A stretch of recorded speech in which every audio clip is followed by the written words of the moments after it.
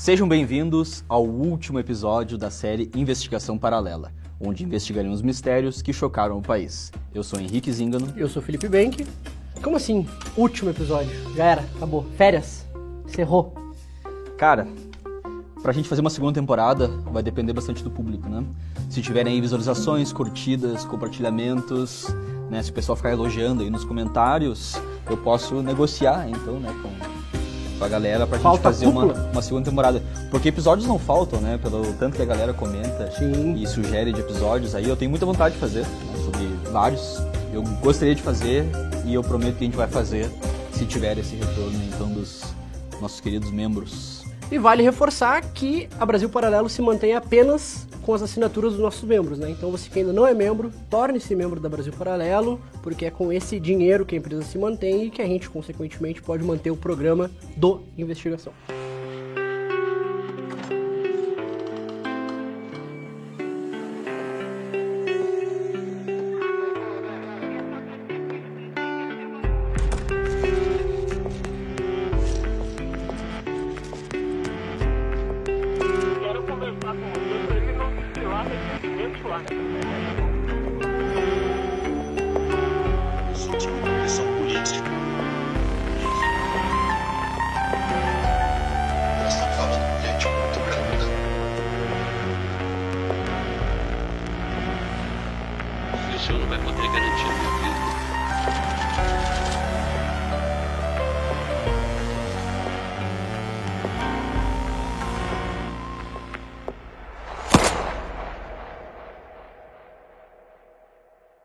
Então vamos começar a última história dessa temporada.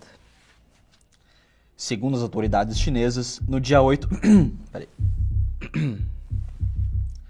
Segundo as autoridades chinesas, no dia 8 de dezembro de 2019, registrou-se o primeiro caso de contaminação por SARS-CoV-2, a mais nova mutação do coronavírus. 31 de dezembro de 2019. O governo de Wuhan confirma que as autoridades locais da saúde estariam tratando dezenas de casos. 11 de janeiro de 2020.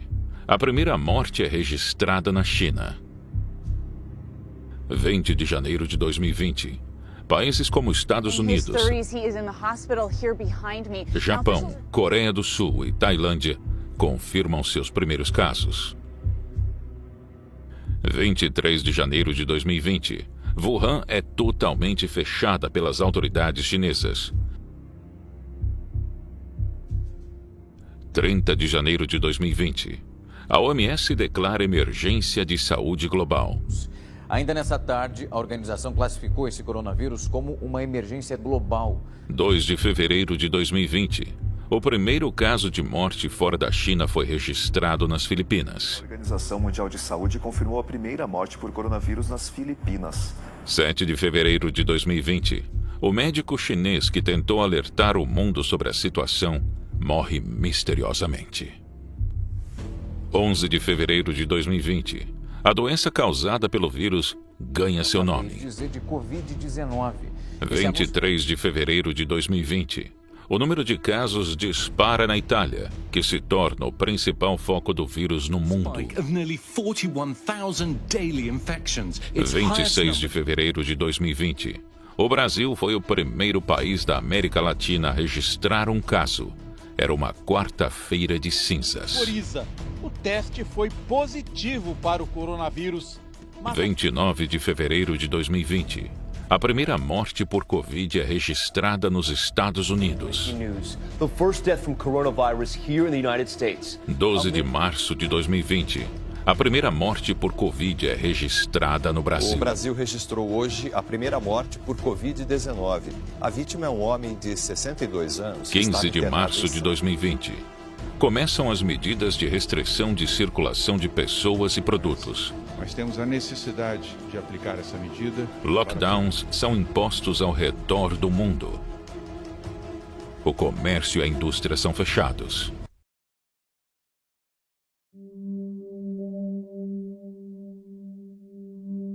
Para entendermos o que causou a pandemia de Covid-19, temos que investigar a fonte do problema.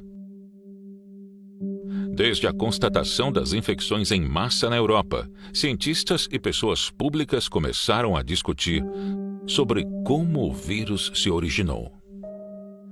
A Organização Mundial da Saúde, que está na China, informou hoje que a chance do coronavírus ter saído de um laboratório de pesquisa é praticamente nula. Ao contrário das teorias da conspiração recentes, o que sabemos sobre o novo coronavírus é que ele não foi produzido em laboratório. A OMS afirmou ainda que é extremamente improvável que o coronavírus tenha sido fabricado em um laboratório. Uma teoria defendida pelo ex-presidente americano Donald Trump. Extremely unlikely. So one thing I can tell you is that this is not a bioweapon. Nobody made this virus in a laboratory. This is a product of nature. Quarta e última hipótese do documento da organização é de que o vírus foi originado em um acidente de laboratório. Nesse relatório, a OMS deixa claro que não investigou se o vírus foi espalhado deliberadamente por uma pessoa, e nem se ele foi fabricado num laboratório, uma hipótese já descartada em trabalhos anteriores. Mas, recentemente, um escritor e jornalista britânico trouxe a questão à tona novamente. Saiu um artigo aqui de um cara chamado Nicholas Wade. I'm Sarah Westwood, and I'm here today with Nicholas Wade, a retired New York Times science writer who wrote a Medium post that went viral and really helped kickstart a conversation about the lab leak theory of the origins of COVID. Nicholas is a science writer, editor, and author of multiple books, who has worked on the staff of Nature, Science, and for many years the New York Times. Now, this theory of the virus being a lab leak and not a natural emergent has gained credence after an elaborate article by the British science writer and the former New York Times science editor Nicholas Wade. Bom, pessoal, para essa investigação aqui, nós entramos em contato com o jornalista Nicholas Wade, que escreveu um artigo que tem mais ou menos umas 60 páginas, se não me engano, sobre as origens do vírus. E nesse artigo ele conta duas teorias. E dá plausibilidade para as duas, inclusive. Né? Ele fala ou é uma ou é outra. Então nós conseguimos uma entrevista exclusiva com o Nicholas Wade para nos contar melhor o que ele descobriu, né, fazendo essa pesquisa, e para nos ajudar aí a elucidar essas duas teorias sobre as origens do vírus. Então, primeiramente, Nicholas, eu gostaria que você se identificasse, dissesse seu nome, no que você trabalha e como você acabou entrando em contato com esse material sobre o vírus da Covid-19. Well, I'm a science writer. I've worked on the staff of Nature magazine in London and Science magazine in Washington. And then for many years I was on the New York Times. And I came across the idea for this article a year ago when I read a very important article published on the internet by Yuri Dagin, who is a biotech entrepreneur. He laid out how you could take this virus apart and reassemble it from different pieces. And he made one see how very possible it was that this could have been engineered in a laboratory.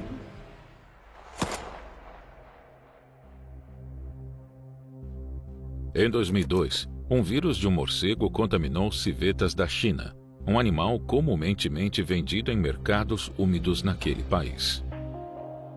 A contaminação ocorrida gerou uma epidemia entre os humanos que frequentaram o local.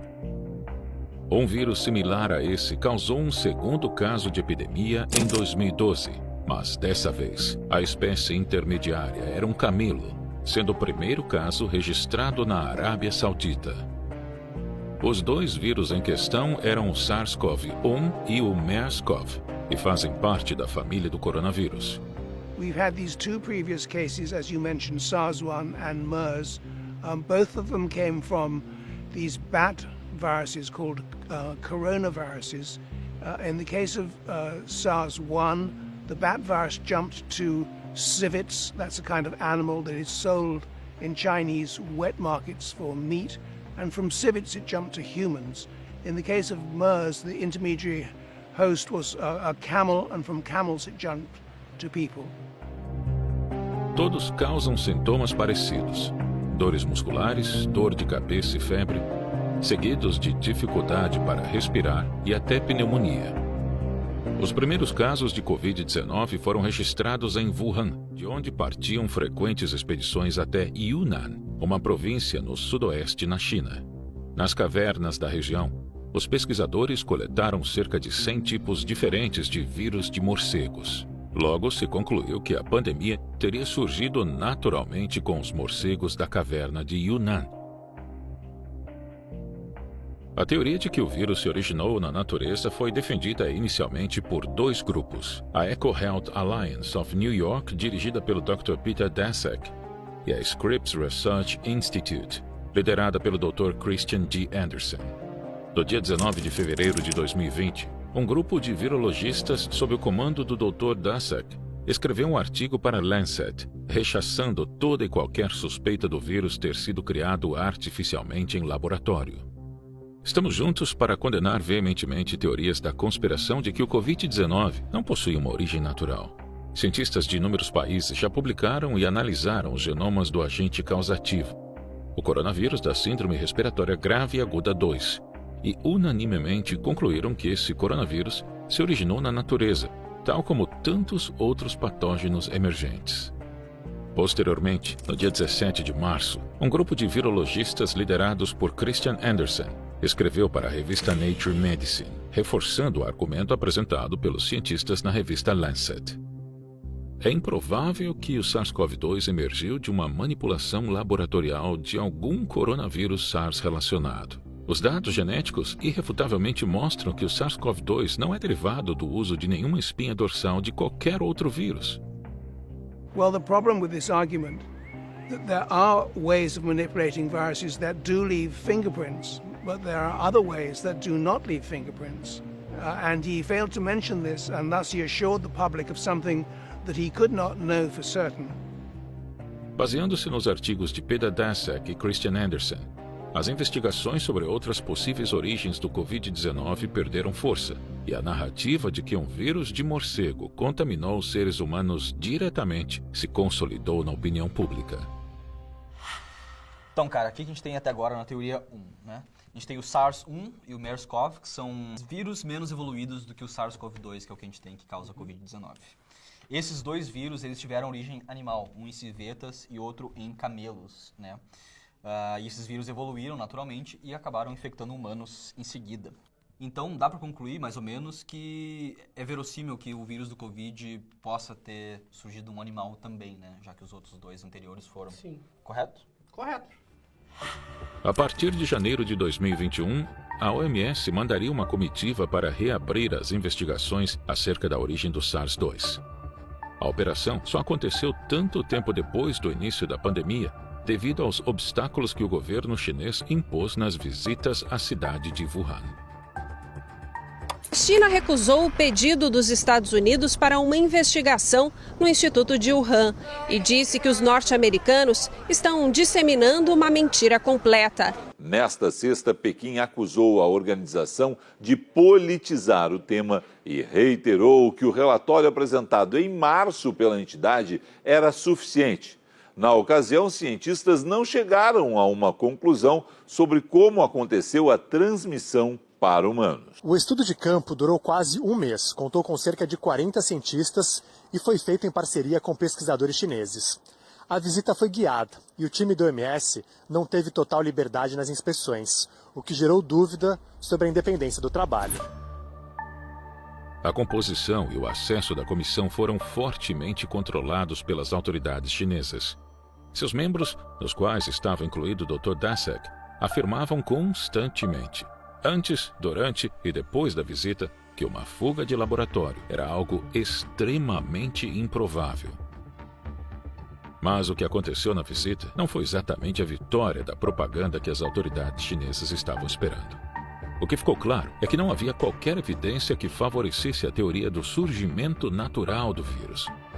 O acesso ao laboratório e seus registros permaneceram inacessíveis. Faz tempo que o governo americano tenta acessar dados genéticos de 22 mil amostras de vírus que estavam sendo estudadas no Instituto de Virologia de Wuhan, na China, antes da pandemia. Os dados foram removidos da internet por autoridades chinesas em setembro de 2019. E desde então, a China se recusa a entregar estas e outras informações.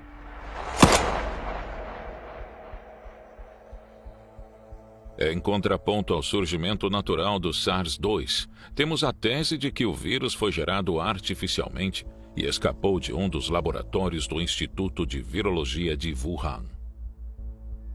O relatório da inteligência dos Estados Unidos coletou informações de que vários pesquisadores do laboratório de virologia de Wuhan ficaram doentes e precisaram ser hospitalizados em novembro de 2019. A pandemia do novo coronavírus só foi decretada em março de 2020. Os primeiros casos de Covid foram registrados na China, segundo o país informou para a Organização Mundial da Saúde, em dezembro de 2019, um mês depois desses pesquisadores terem ficado doentes, né? Então, esse relatório da inteligência norte-americana, ele reacende aquela teoria de que o novo coronavírus possa ter surgido em laboratório e dali se espalhado para a comunidade chinesa primeiro e depois do mundo todo.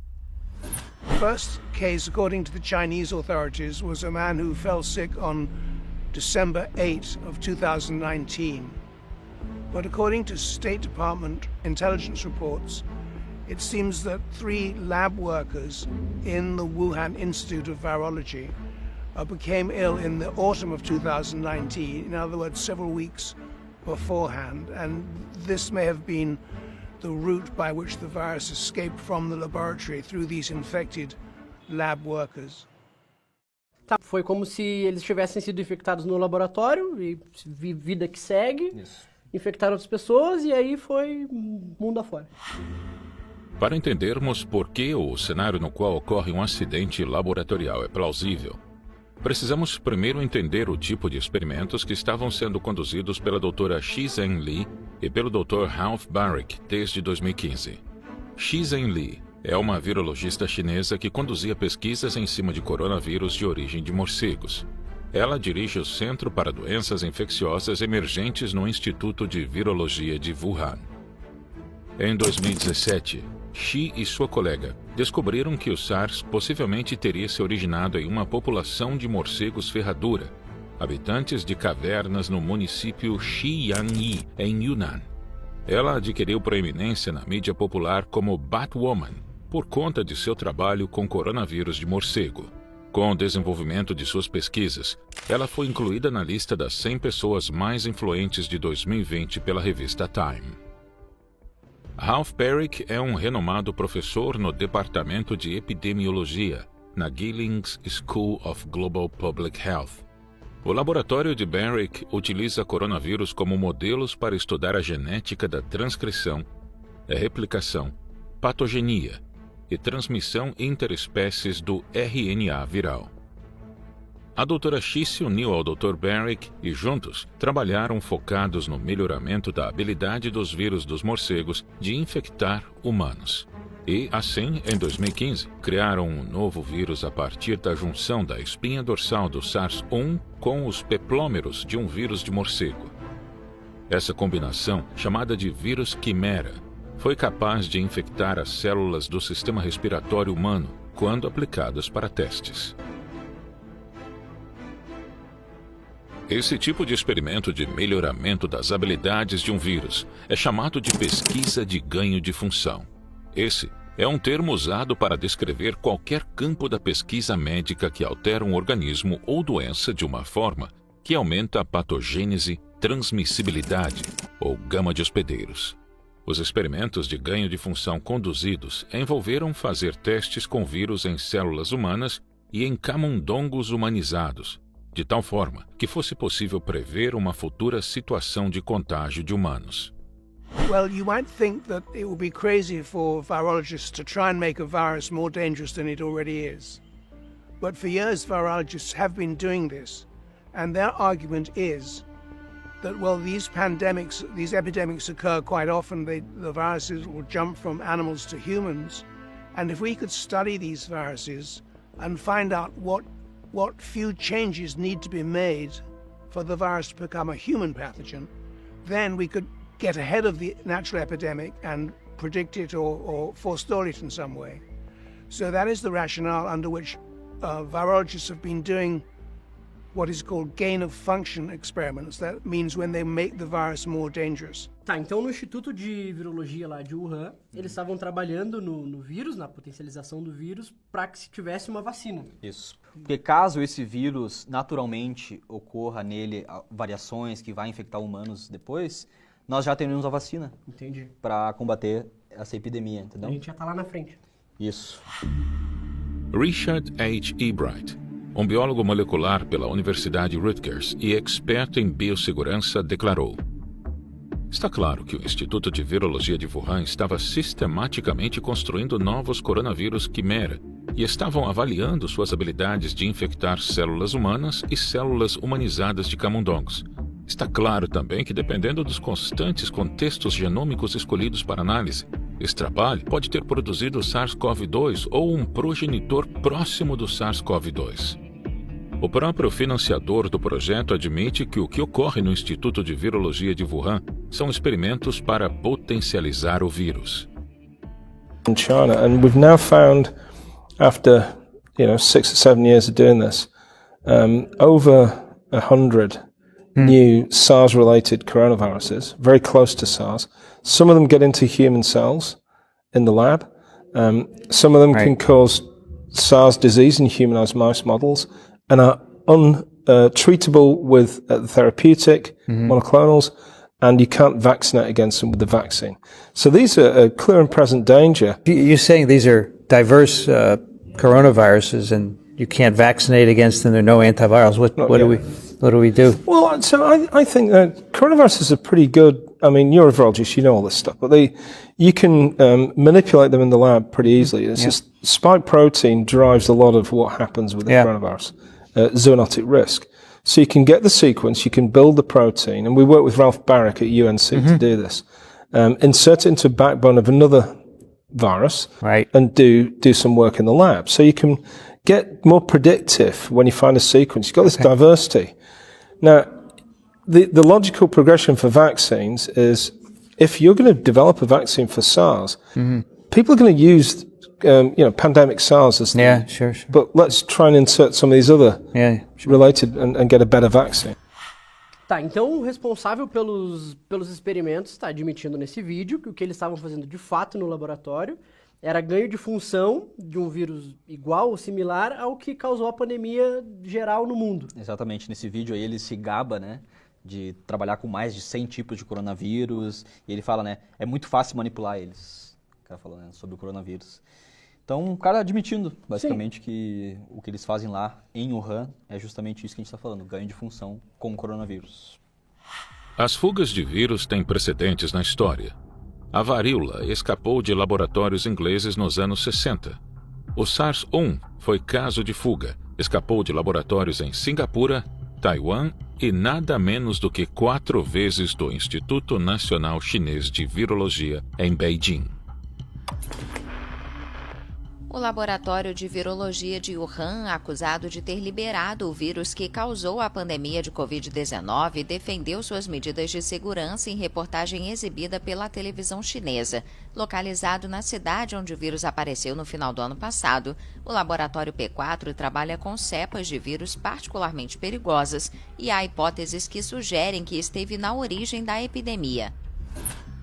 São 4 os níveis de segurança em laboratórios, de BSL-1 a BSL-4, sendo BSL-4 o nível de segurança máxima e designado para patógenos mortais, tal como o vírus Ebola.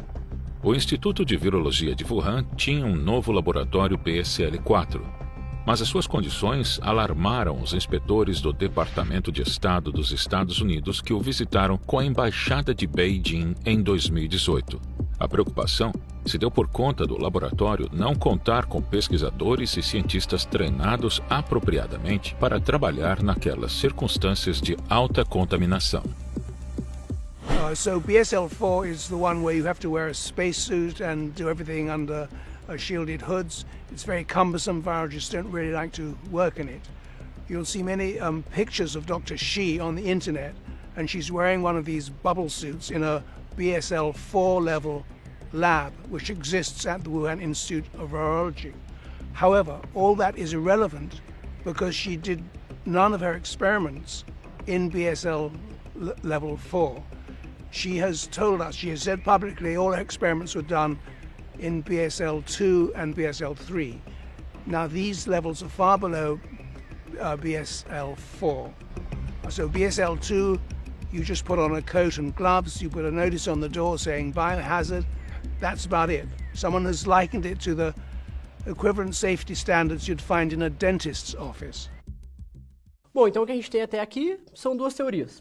A primeira é de que numa visita nas cavernas, lá para pesquisar com os morcegos, aquela coisa toda, alguns dos pesquisadores foram infectados pelo vírus através do morcego, eles voltaram para sua casa, sua região, e acabou isso infectando de um a um até chegar no mundo todo. Exatamente. E a outra teoria é de que foi negligenciado o jeito de tratar o vírus em laboratório, esse vírus vazou, contaminou as pessoas e das pessoas contaminou o mundo todo. Exatamente, cara. Então, para fazer uma comparação entre as duas teorias, nós convidamos aqui um dos pesquisadores da Brasil Paralelo para dar o parecer dele sobre o caso.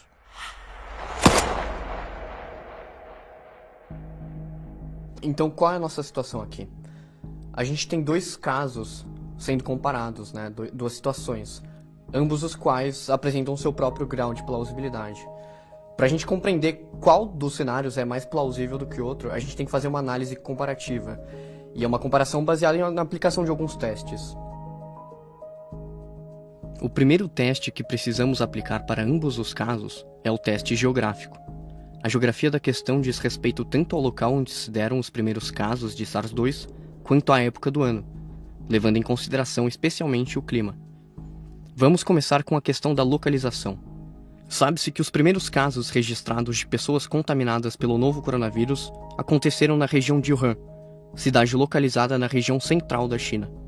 De acordo com a teoria de emergência natural do vírus, o SARS-2 teria se originado nos morcegos habitantes das cavernas de Yunnan, província no sudoeste chinês. A partir daí já podemos fazer duas novas considerações. 1. Yunnan se localiza a 1.500 km de distância de Wuhan. 2. O alcance dos morcegos, ou seja, o maior território que um morcego que vive nas cavernas de Yunnan percorre, é de apenas 50 km. So if the epidemic had first broken out among people living around these caves, you'd say, well, for sure, this is a natural transmission from the bats to the people living around the caves. Since it in fact appeared in Wuhan, you have to ask, well, how could it have appeared in Wuhan if it emerged naturally? How do you get a virus to emerge naturally somewhere in China, to leave no trace of its passage or existence, and for some infected person, without infecting his or her family, to jump on a train, again infecting no one, and not start the chain of infection until he gets to Wuhan? On the other hand, with the lab escape scenario, it's easy. There was the Wuhan Institute of Virology right in the middle of Wuhan, and a lab escape would obviously cause the pandemic to occur first in Wuhan.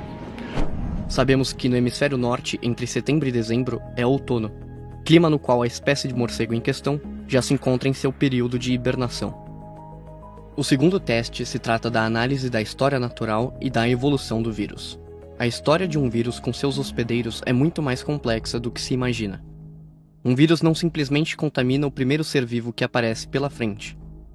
É preciso que ele passe por diversos processos para que haja a maior adaptabilidade possível. Um vírus pode passar por dois tipos de processos para conseguir saltar de seu hospedeiro original para um novo hospedeiro. 1. Mutação em seu código genético. Ou 2. Recombinação gênica. Por ora, vamos analisar apenas a questão da mutação. No caso do SARS-1, os pesquisadores documentaram sucessivas mudanças em seus peplômeros, conforme o vírus evoluía passo a passo até se tornar um patógeno perigoso. Depois de ter saltado dos morcegos para as civetas, passou por um total de 6 mudanças antes de se tornar um patógeno suave para as pessoas. Depois de mais 14 mudanças, o vírus estava bem mais adaptado aos humanos, e com mais 4, a epidemia despontou. Right from the start, it was a very good human pathogen, and it has really changed very little since. So that is very hard to explain on the natural emergence hypothesis. On the lab escape hypothesis, it's easy. Dr. Shi was using humanized mice in her lab. So if you train the virus to be good at infecting humanized mice, of course it's going to be very good right from the start in infecting human cells. Pesquisadores liderados por Alina Chan, do Broad Institute, compararam o SARS-2 com o SARS-1 em seu estágio mais avançado, no qual já estava adaptado para células humanas. e perceberam que estavam similarmente bem adaptados. Eles escreveram: no momento em que o SARS-CoV-2 foi detectado, ao fim de 2019, já estava adaptado para a transmissão a humanos, até certo ponto similar aos estágios mais avançados da epidemia do SARS-CoV.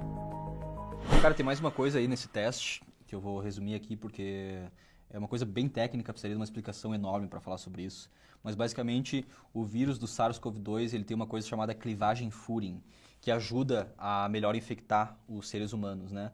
E essa clivagem furin, ela só tem no SARS-CoV-2, não tem nenhum outro vírus da família do SARS coronavírus, entende? Entendi. Então, é quase como se fosse feito para infectar humanos, como se aquilo lá fosse colocado ali. E é possível colocar essa clivagem de furin num vírus.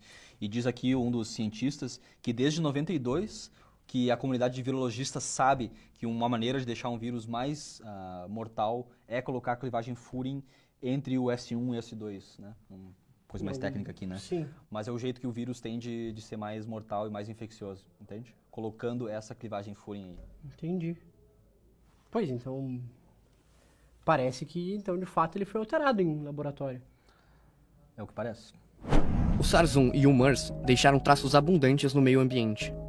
A espécie do hospedeiro intermediário do SARS-1 foi identificada dentro de 4 meses após o surto da epidemia, e o hospedeiro do MERS dentro de 9 meses. E ainda assim, mesmo depois de 2 anos do início da pandemia do SARS-2, mesmo depois de buscas intensivas, pesquisadores chineses falharam em encontrar a população original de morcegos, a espécie intermediária para a qual o vírus poderia ter saltado, e até mesmo qualquer evidência sorológica de que a população chinesa, incluindo a de Wuhan, tiveram qualquer exposição ao vírus anteriormente a dezembro de 2019. Bom, então, segundo o que o Rafa apresentou aqui, a gente tem a questão de geografia que torna pouco provável o morcego ter infectado. Exatamente, né? Então, teoricamente, os cientistas saíam de Wuhan e iam para Hunan, que é a 1.500 quilômetros, né, distante, e lá eles faziam pesquisas com morcegos e levavam os morcegos de volta para Wuhan. Só que o raio de circulação desses morcegos lá em Yunnan era só de 50 quilômetros. Então, ou os cientistas foram contaminados nas cavernas e levaram o vírus para Wuhan e contaminaram o resto das pessoas, ou alguém perto das cavernas em Yunnan foi contaminado e daí viajou para Wuhan e contaminou o resto das pessoas. Só que isso é pouco provável, cara, porque tem essa questão genética toda. O vírus ele precisa sofrer uma série de mutações até poder infectar humanos. E não tem essas mutações aí, não tem a espécie intermediária, entendeu? Entendi. É quase como se o vírus fosse feito para infectar humanos. Entendi. Porque, resumidamente, não é que saiu do morcego, foi pro homem e tudo certo. Ele tem que ter uma série de... Pra daí, sim... Demora um monte para esse vírus sofrer várias mutações até poder infectar humanos. E também com essa questão da clivagem aí...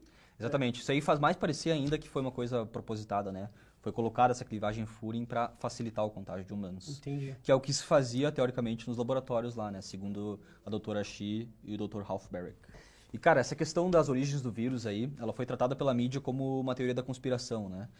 Só que essa discussão ganhou ainda mais corpo quando os e-mails de uma grande figura americana foram expostos aí através do Freedom of Information Act.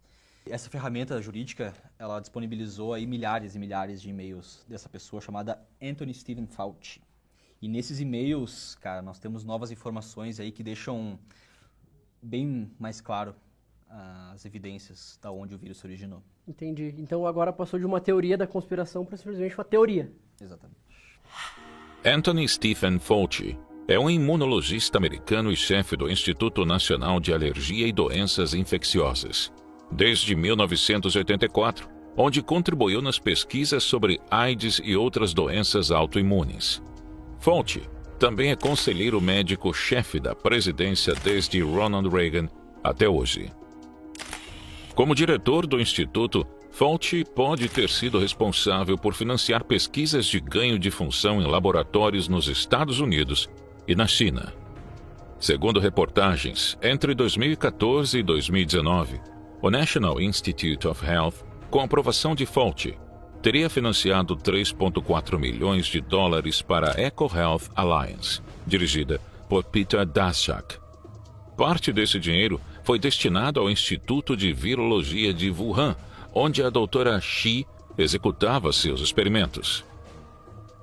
Em 2018, a doutora Shi publicou um artigo revisado pelo MIT, onde cita o Instituto como patrocinador desses experimentos de ganho de função com vírus da família do coronavírus.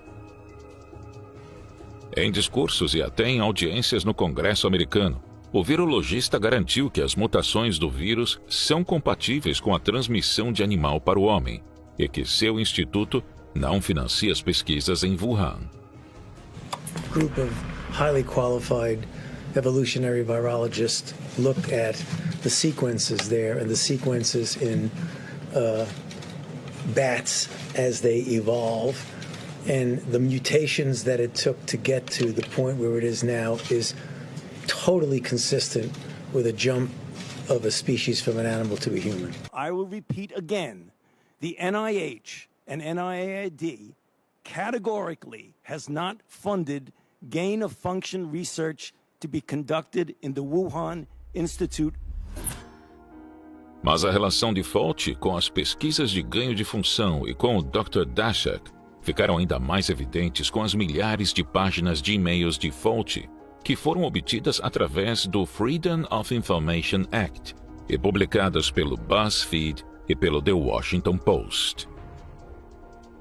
Em um dos e-mails recebidos, Peter Daszak agradece a Anthony Fauci por ter rejeitado a teoria que diz que o vírus foi criado em um laboratório. No e-mail, o presidente da EcoHealth Alliance diz: "Eu só queria fazer um agradecimento pessoal em nome da minha equipe e de meus colaboradores por se manifestar publicamente, afirmando que as evidências científicas apontam para uma origem natural do Covid-19, da contaminação de morcegos para humanos, e não uma fuga de laboratório do Instituto de Virologia de Wuhan." Fauci lied to us. He lied to Congress. He knew that our taxpayer dollars were being administered by his organization to third parties like EcoHealth Alliance to do cooperative research, gain-of-function research at the Wuhan Institute of Virology, and when questioned about it, he hid behind a highly legalistic definition, but more to the point, he was lying. And the fact that he still has a job is an affront to the hundreds of thousands of Americans who have suffered, if not died, under coronavirus. Everybody left of center was saying this was a conspiracy. No way could it have happened in the Wuhan lab. But the emails paint a disturbing picture of Dr. Fauci from the very beginning worrying that he had been funding gain-of-function research. And he knows it to this day, but hasn't admitted it. But really, there's a lot of evidence that he has a great deal of conflict of interest, and that if it turns out this virus came from the Wuhan lab, which it looks like it did, that there's a great deal of culpability in that he was a big supporter of the funding, but he also was a big supporter to this day of saying we can trust the Chinese on this. We can trust the Chinese scientists. And I think that's quite naive and really should preclude him from the position that he's in. Então, cara, o Dr. Fauci, ele falou diversas vezes para o Congresso americano, na mídia, em discursos, que era pouco provável que o vírus tenha saído de um laboratório e que os seus genomas, todas as análises aí diziam e eram muito compatíveis com uma evolução de animal para homem, né? Então, um cara que disse que ele não sabia que o instituto dele não financiava essas pesquisas de ganho de função, né? Ele está sendo refutado aqui, né? Sim, pelos próprios e-mails dele. Porque, na verdade, ele sabia e financiava. Exatamente.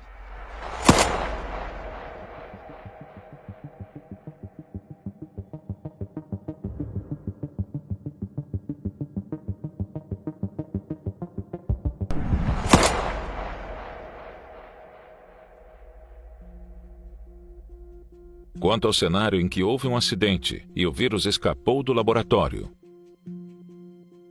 sabe-se que os experimentos de ganho de função são uma realidade.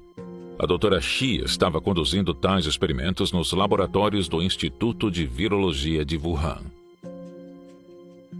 Os pesquisadores foram os primeiros a se infectar e serem hospitalizados com Covid-19, ainda na primavera de 2019.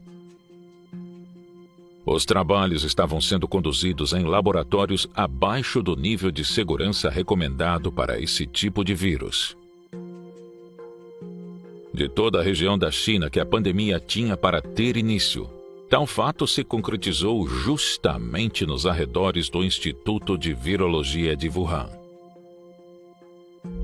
O vírus já estava bem adaptado aos humanos quando surgiu e já possuía desde o início, a região de clivagem furin, coisa que nenhum outro vírus do tipo SARS possui.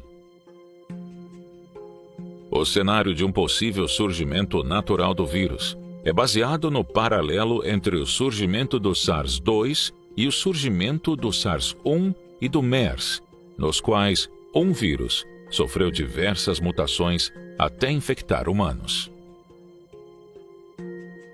Mas até agora, ninguém encontrou a população de morcegos infectados, e nenhum hospedeiro intermediário foi encontrado, mesmo depois de testes conduzidos em 80.000 animais.